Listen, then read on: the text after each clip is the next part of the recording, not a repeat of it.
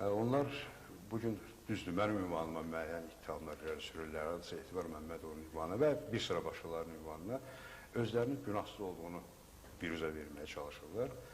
Əslində onlar böyük günah törədiblər və onların günahını Heydər Əliyev yox. Heydər Əliyev onları ölümdən qurtardı. Onlar Heydər Əliyev Azərbaycana, yəni Naxçıvandan Bakıya dəvət eləməklə özlərini xilas elədilər.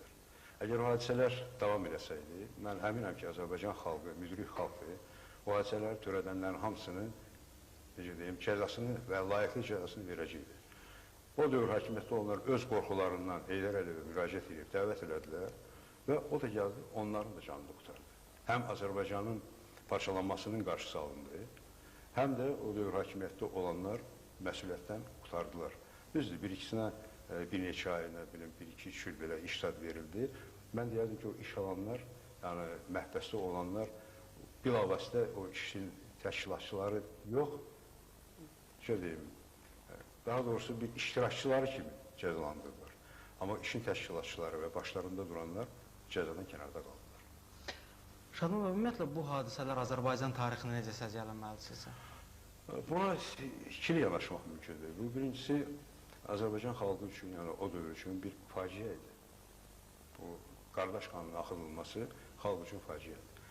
İkinci tərəfdən mən sizə inandırım ki, ola bilsin ki, buna başqaları başqa cür qiymət verir. Ancaq o hadisələr Azərbaycan xalqını oyatdı. Azərbaycan xalqı o bir illik hakimiyyət dövründə Azərbaycan xalq cəbhəsi və Müsavatdan gördüyündən oyandı, özünü xilas elədi. Bu örnəkdir, bu bir dərsdir.